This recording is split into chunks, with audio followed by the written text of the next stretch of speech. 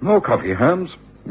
What's up, Watson? No, I merely asked if you'd like a final cup of coffee. I presumed you'd finished your breakfast. Oh, no, thank you. I've had enough. Busy day today? Yes. This has been one of the worst winters I can recall. Never seen so many cases of bronchitis and influenza. These terrible fogs. Wrap up well when you go out, Holmes. I shan't be going out. I've got a lot of bookkeeping to do. I hate it and everything involved with money and finance, but, well, the time has come and it must be faced. Excuse me for interrupting, Mr. Holmes, but there's a message here for you. And Mr. Samuel Wise left it very early this morning. A pawnbroker, he said he was.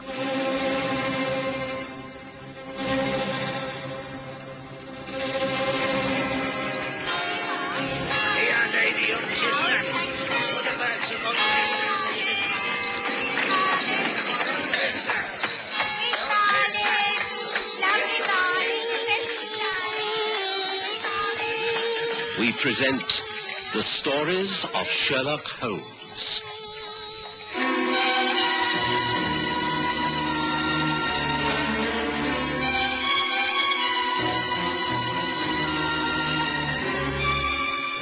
Tonight, an item of cartography.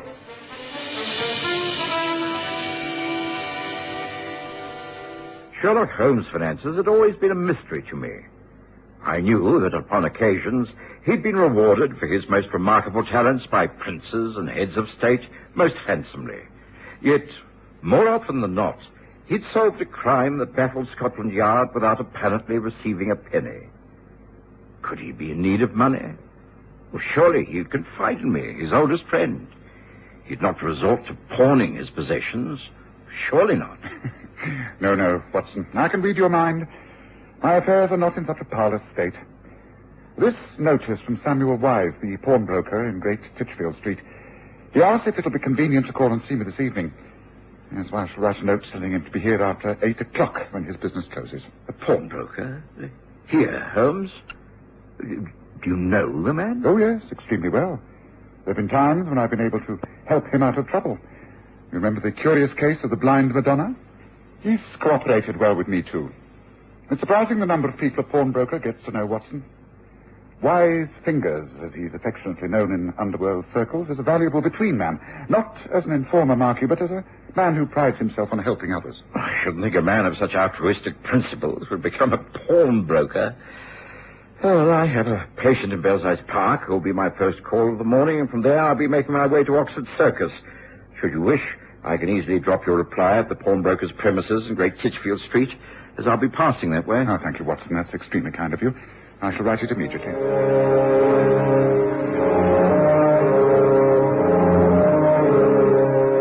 I did as Holmes requested, merely dropping the note into the letterbox of the door under the pawnbroker's sign, and went about my duties in cold, fog-bound London. Inevitably, everything was slowed down, and by the time I'd completed my day's calls, it was far later than usual. I let myself into our rooms at Baker Street with notions of a quiet, peaceful evening. I heard laughter and realized that we were not alone. Come in, Watson, come in. Good evening. Yes, I don't think you've met Mr. Wise. Fingers, this is my friend and colleague, Dr. Watson. How do you do? You won't know the likes of me, but I've heard a great deal about you, Doctor. It's a pleasure to make your acquaintance. Do take off your cape and coat, get yourself near the fire, Watson, and allow me to pour you a warming drink. Oh, thank you. I'd appreciate that. Fingers was just about to tell me the reason for his visit, Watson. I thought we'd wait until you were present to witness it all. You know how I always rely upon you to give me an opinion. Thank you, but I fear I may be intruding. The more the merrier, as far as I'm concerned. But I think I should say straight away, Mr. Holmes, that this has nothing to do with any crime. At least as far as I know, it hasn't. Well, now, pour yourself another drink, Fingers. Sit down again, and now that Watson is comfortable, tell us what brings you to see us. Well, it was on a Tuesday, about 3 weeks ago. The bell of the shop door tinkled, and a well-dressed but rather pale young man entered. Yes, sir. What can I do for you? I wish to get some money on this antique map. Could you... I mean, that is, will you value it? Yes. Well, this looks quite valuable. Oh, here's a date. Yes, it's 18th century. It's beautifully worked. It's a privately commissioned map of the Greek island of Hydra. You see here the name of the artist, Francois Loudun. It's an extremely rare specimen, and it must be worth a lot of money. Here, look at the carefully worked decorations around the edges. Oh, old maps are not really up my street, if you pardon the expression, sir. Why not take it to the antique booksellers in Bond Street? Oh, because I don't want to part with it. But just at present, I need some money, as you can judge from my appearance. Let me have £5 on the map until I can redeem it. £5 is a lot of money. The map isn't worth it. Oh, but it is. It's a very rare. And Loudun is a famous name. It must be worth well over £100. Oh, that's so. Why not sell it? Because I don't want to part with it. Well, give me £5. 4. £4, 10 shillings. 4. Oh, very well. 4. I'll write out the ticket. Now, let's see. Number 71. You can redeem the map whenever you like. 6% interest. Name and address? Robert Beecham, 32 Tunbridge Street, Maidavale. Robert Beecham, Bridge Street, Maidavale. There you are, sir. £4 in gold. Thank you. Thank you very much. Do take care of the map. I'll take it back whenever I can. Good day to you. Much obliged. Well, the young man left me, Mr. Holmes, and I placed the map away in a drawer. Didn't think much about it until yesterday, when, out of the fog, the door opens, and in comes the most vulgar creatures I've seen in many a day. Elderly and coarsely spoken. Seemed very excited. He put a pawn ticket on the counter in front of me, and the number on the ticket was 71. Give me that map this ticket is for, in quick now. Oh, let me see. Oh, yes. Well, I can remember this now. That old map. It was handed in here by Mr. Robert Beecham. You come from him? That's right. Here's the money with the interest. Where's that map? Is, Mr. Beecham ill? Why didn't he come here himself? What's that going to do with it? Here's the ticket and here's the money, so hand over the map I'm redeeming. No, I can't do that. That map's valuable. I could get into trouble if I didn't let him redeem the map himself. I'm telling you, I come from him and only want that map. Oh, I'm sorry. If Mr. Beecham is ill, then tell him I'll bring the map to him. If he isn't ill, then he must come to me. Now, you may as well clear out. You can't have the map, ticket or no ticket, so that's the close of the matter. Oh, yeah. I'll call the police, I will. Well, there's a police station not 5 minutes walk down the road. If you hurry, you'll find a sergeant on duty. You haven't heard the last of this. I'll get that map. I'll get it, I tell you. If it's the last thing I do. Well, now, as I say, I have a way of sensing when things are amiss, and I was sure they were amiss. So what did you do, Fingers? I shut up shop and I took a cab to Maida Vale.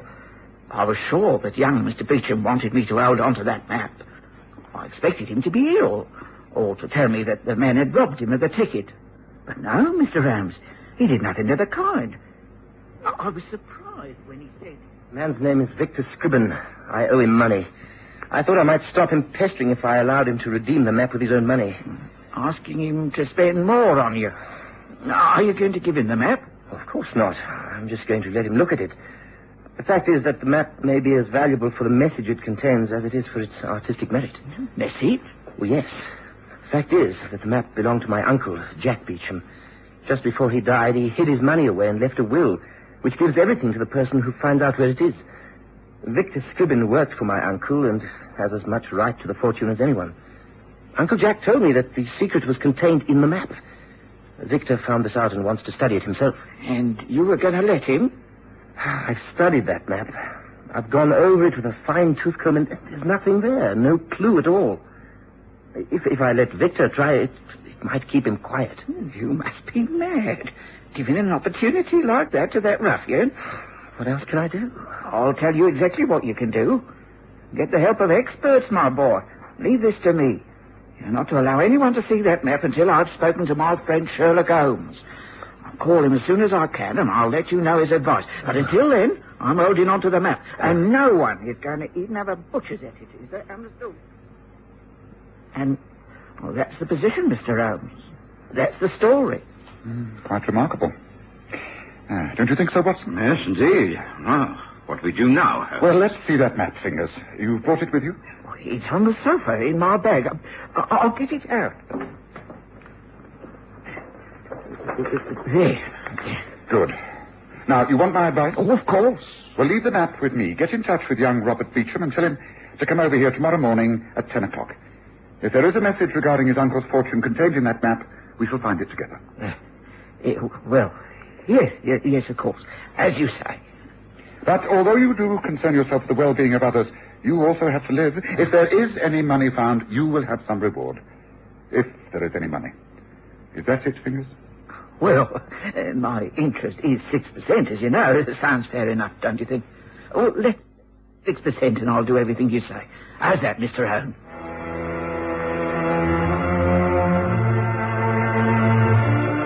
It was typical of Sherlock Holmes that after Fingers Wise left, he did not study the map at all. He simply locked it in the center drawer of his large desk. Until he gained all the facts from the owner of the map, he was not prepared to investigate the matter. The next day, the fog had lifted, and for the first time in over a week, a glow of yellow light showed through the low clouds. Holmes was engrossed in the morning paper when... There's a young gentleman here, Mr. Holmes. Says his name is Beecham. Shall I show him through? Yes, please, Mrs. Hudson. Shall I bring some more coffee? Perhaps a little later. Thank you, Mrs. Hudson. Very well. I'll show the gentleman through then. Robert Beecham was exactly as Fingers Wise had described him. Shabby, but personable. He wasted no time and came straight to the point. What Mr. Wise has told you is quite true, Mr. Holmes. There is a secret in that map that means money. I have been unable to find it. Perhaps with your help... Well, first, give me all the facts. Tell me the whole story of your Uncle Jack and this strange will. Uncle Jack died 6 months ago at the age of 70. In his early days, he had led a roving life, and 10 years ago, he came home with a fortune from the West Indies. How much fortune? Oh, that's the odd part. Nobody ever knew the amount of his wealth, for he was a secretive old fellow who confided in no one. He bought a place of his own in Woking. Just a small cottage, big enough for his needs, with a garden, of which he was very fond. His only great luxury was collecting old books and antique maps. He had an extensive collection. Where is it now? It was sold along with the house and the land. A man in the city claimed the estate and sold it. A creditor? What about the fortune? Well, Uncle Jack was a miser. Everybody knew it. All he gave me was the map, a valuable item. It was an unusual gesture of generosity. Well, tell me all about it. How he came to give it to you. You come to see me because you think I'll give you money. Is that it, Robert? Oh, no, not really, Uncle. I am hard up. I still want to complete my studies, but if necessary, I can get a job. It seems a pity, though, to have to do so now. Never mind. Pity didn't have anything to do with hard work. It's leisure that harms folk. To be rich is to be idle, and to be idle is to waste one's mind. That may be true, Uncle, but these days it costs money to educate oneself. I can't learn without being given the right tools. You went abroad to make your fortune. I have to study, to pass examinations. Examinations?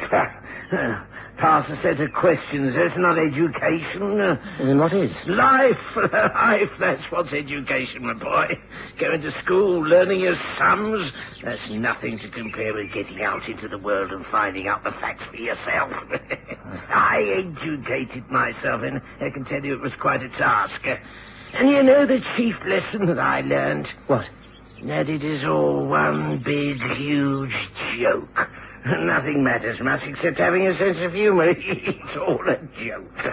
Oh, I don't think I find life very amusing at the moment. Well, you will. Look, I'd like to help you out, but I'll not be giving you any money. I'll give you something, though, of rare importance. I've got it here, on the shelf, under this window ledge here. Yeah, this is for you, laddie. What is it? A map? And a rare one. And valuable, too. But not for what it is, but what's hidden within. When I die, that map will tell you all. Just read my will and study that map. And we'll see who has the last laugh about my life. Yes, it's all a joke. That was the last time I saw Uncle Jack. Well, now you know everything, Mr. Holmes. Please study the map. Tell me if you can find any clue in there. Very well. And let us start by putting it out carefully on this table. Now, Watson, come round here so you can get a good close look. Holmes used his powerful magnifying glass and made no comment as we all studied the map, section by section. Not one pen or pencil mark marred the creamy surface. There was no hint that betrayed the secret of the hidden money. Finally, Robert Beecham leaned back in his chair and sighed. Well, there you are, you see. There's nothing. Nothing visible. And so, you know my methods, Watson. If there's nothing visible and yet something is there, then what is the answer? Just as I know, Holmes. Something invisible, I suppose. Exactly. And what is more obvious than invisible ink? What? Precisely. You told me two things about your uncle. One, that he was a miser, and the other, that he thought life was a huge joke. Was a practical joker, what is more likely than the use of invisible ink? Lemon juice. That could well be, Watson. Message in lemon juice that we can discover simply by using heat. But what do you say, Robert? Well, it's worth a try. Well, there's a good fire burning in the grate. Wait, we must proceed carefully. By Jove, Holmes, a flat iron. You had a flat iron by the fire all the time. You knew that this is how we'd find out the secret. This is a reasonable deduction. This is purely a question of reasoning. Now, let's get to work. Now, here's a thick velvet pad upon which we place the map first. Pass me that sheet of brown paper, Watson. There it is on the table. Right. Now, place the paper over the top section of the map first. Now, I press the flat iron on there. Now, let's see. Nothing there. Nothing at all. Very well. Let's place the brown paper over the lower section of the map. That's it. Then we take the iron to that section. Now, let's see. Something is there. Look, it's coming up. Yes. Look. A name. Printed in the bay there. And under it a series of numbers. Well, what does it say? Can you read the numbers? It says 45, 74, 69. And the name there, underlined? Theo Ladakis. Does the name Theo Ladakis mean anything to you? No, not a thing. It is evidently a Greek name. I have not even traveled to Greece. It doesn't seem to have much bearing on anything. Now, what about the numbers? Let's see. Spaced out in twos. 45, 74, 69. Could be a date. Let's see. 9 of 11 of 15. 1815. How old was your uncle when he died? He was 70. Yes, he was born in 1815. This looks like the date of his birth, yes. It must be 9th of November, 1815. A date of birth and a Greek name. This property of your uncle's at Woking, has it been occupied yet? Well, not as far as I know. It's still deserted. Why? Because it is there that we must take up the case again. You have formed an opinion. What is it, Mr. All in good time, my friend. I think we can take a train from Waterloo, which will get us down there this afternoon. Oh, and yes, bring the map, won't you, Robert? The cottage at Woking was small and neglected. It was set at the end of a square piece of ground that held a number of trees. Fruit trees were unpruned, and the flowers grew wild with colour among the tall grass. The centre of the garden was a large oak tree, underneath which was an old wooden bench. A peaceful spot in which to read on mild days. It was certainly desolate now, although not quite deserted. For there, under an apple tree, was a man with a spade in his hand. He stopped digging and turned when he saw us.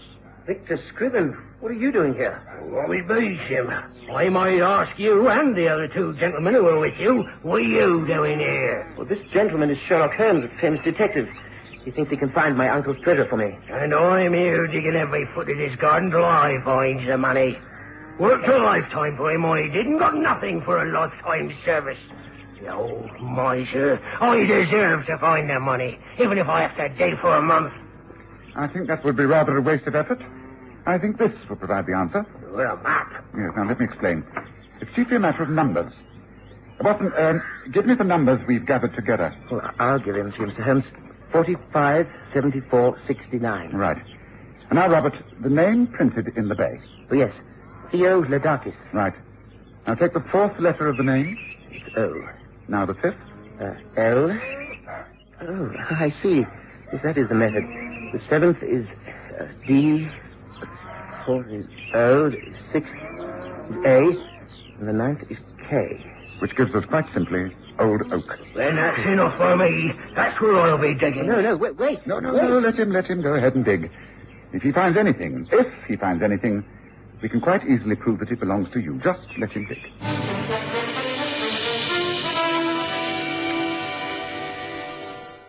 Old Victor Scribbins started digging.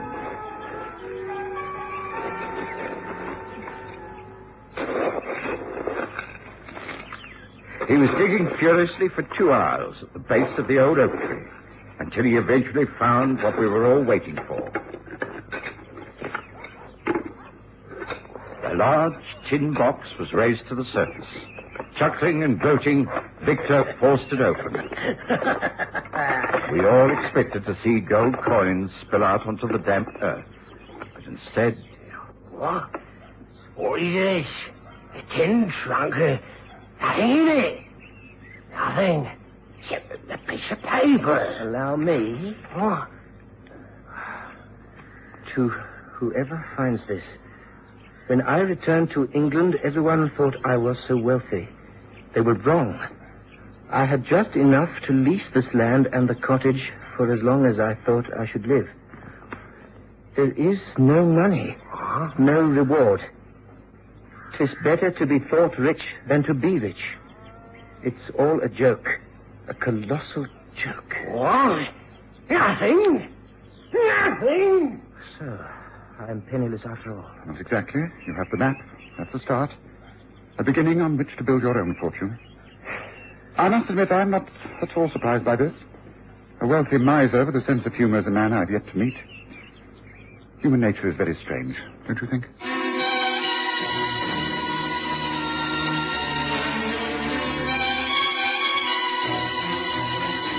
Listen again next Sunday to The Stories of Sherlock Holmes, with Graham Armitage's Holmes and Kerry Jordan as Dr. Watson.